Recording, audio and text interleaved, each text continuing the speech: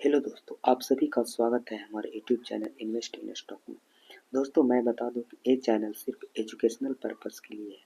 अगर आप stock market में इन्वेस्ट करना चाहते हैं तो लिंक डिस्क्रिप्शन में दिया हुआ, आप वहां से डीमैट अकाउंट ओपन करके अपने फाइनेंशियल एडवाइजर की सलाह से आप स्टॉक मार्केट में इन्वेस्ट कर सकते हैं। तो चलिए आज एक नए स्टॉक के बारे में बात करेंगे जो यूएसए के द्वारा कुछ हजार करोड़ से अधिक की ऑर्डर मिली है, जो कंपनी के शेयरों में हमें इस वीक में एक अच्छी तेजी देखने को मिल रही है। तो चलिए आज उसके बारे में फंडामेंटल डीप एनालिसिस करते हैं। तो लेट्स गो। दोस्तों, आज हम बात करने वाले हैं वेलस्पन कॉरपोरेशन के बारे में, जो ऑर्डर मिलते ही करीब आज मार्केट में 1% के करीब उछाल देखने को मिली। यह कंपनी पाइपलाइन बनाती है जो एक बड़े सेगमेंट पर भी काम करती है। इस कंपनी को अभी हाल ही में अमेरिका के द्वारा ऑर्डर मिला। चलिए इसके बारे में कुछ और एनालिसिस आगे इस वीडियो में करते हैं। इस कंपनी को संयुक्त राज्य अमेरिका के द्वारा करीब प्राकृतिक गैस पाइपलाइन परियोजना के लिए लेपित पाइप की आपूर्ति के लिए 2400 करोड़ के नए ऑर्डर प्राप्त है। कंपनी ने घोषणा की कि इन परियोजना के बड़े पैमाने पर वित्तीय वर्ष 2026 और 27 के दौरान ही इस परियोजना को पूर्ण रूप से तैयारी कर दी जाएगी। वेलस्पन कॉरपोरेशन लिमिटेड की रिटर्न्स की बात किया जाए तो एक साल में करीब ईयर टू डेट 8%, एक साल में करीब 8.5%, एक मंथ में करीब 13% के करीब रिटर्न देखने को मिले और 3 मंथ में 13%, 6 मंथ में 33%, एक साल में एक मैसिव ग्रोथ 67% देखने को मिली है। 2 साल की बात की जाए तो 350%, 3 साल की बात किया जाए 486% और 5 साल की बात की तो इस कंपनी ने करीब 1122% की रिटर्न दी है, जो एक अच्छी खासी मैसिव ग्रोथ की ओर हमें यह कंपनी साइन कर रही है कि आने वाले समय में भी एक और अच्छी खासी ग्रोथ देखने को मिल सकती है इस कंपनी में इसकी रिटर्न के कारण। कंपनी की फाइनेंशियल ओवरव्यू में रेवेन्यू की बात किया जाए तो कंपनी के पास 2020 में 9,956 करोड़ रेवेन्यू हुई थी, जो 2021 में थोड़ी सी घटकर 7,152 करोड़ और 2022 में 6,505 करोड़ आ चुकी है।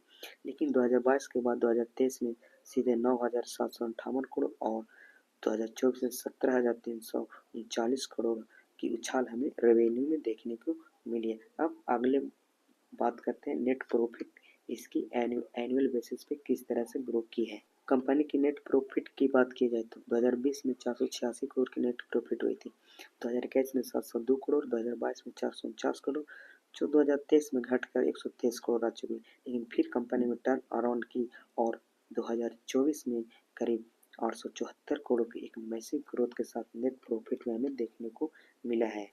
कंपनी की अर्निंग पर शेयर की बात किया जाए तो 2020 में 24% थी, 2021 में 29%, 2022 में 16 करीब 17%, जो 2023 में घटकर करीब 8% के नजदीक आ चुकी थी। लेकिन फिर कंपनी में एक अच्छी बाउंस बैक के साथ 2024 में 42.45% रुपये की अर्निंग पर शेयर से हमें देखने को मिल रही है। कंपनी की रिटर्न ऑन इक्विटी की बात किया जाए तो 2020 में करीब 19.76% थी, 2021 में 18.80%, 2022 में 9.90 और 2023 में घटकर 4.38 आ चुकी है। लेकिन 2022-24 में हमें देखने को मिली कि 19.83 के उछाल के साथ और रिटर्न ऑन इक्विटी हमें देखने को मिली है। कंपनी की डेब्ट टू इक्विटी की बात किया जाए तो 2020 में कंपनी के पास 0.24% कर्जा थी, 2021 में 0.22%, 2022 में 0.237%, 2023 में 0.70%, जो और 2024 में 0.34% थी, जो कंपनी के पास न के बराबर कर्जा करीब 34 लाख के करीब कर्जा ही है। डेप्ट इक्विटी रेशियो की बात किया जाए तो दोस्तों 0.50 से अगर जिस कंपनी की डेप्ट टू इक्विटी रेशियो कम है वह कंपनी फाइनेंशियली मजबूत माना जाता है और कर्ज मुक्त माना जाता है। कंपनी की एनुअल इनकम स्टेटमेंट की बात किया जाए तो सेल्स मार्च 2023 में कंपनी के का 9,758 करोड़ थी, जो मार्च 2024 में बढ़कर 17,339 339 करोड़ आ चुके। अदर इनकम की बात किया जाए तो 319 करोड़ 2023 में थी, जो थोड़ी सी घटकर 242 करोड़ मार्च 2024 में आ चुके।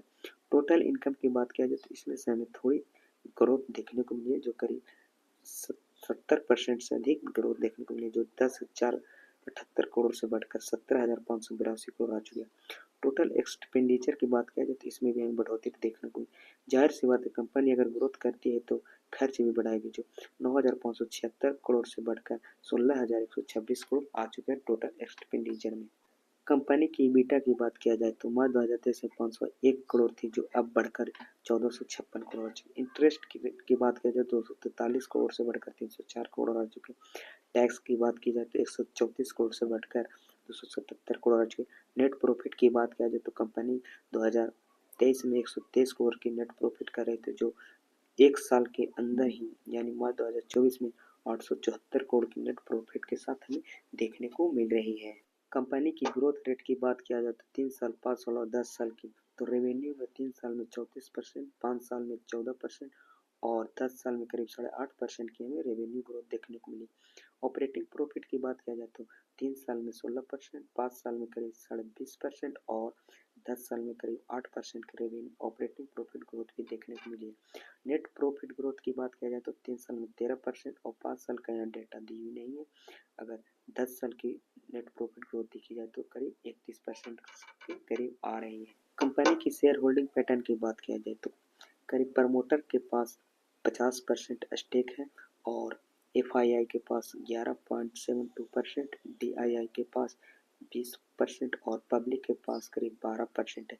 यहाँ पे शेयर होल्डिंग पैटर्न की बात करें, जो सबसे ज़्यादा स्टेक प्रमोटरों को पास है, जो एक अच्छी कंपनी का साइन भी हमें दे।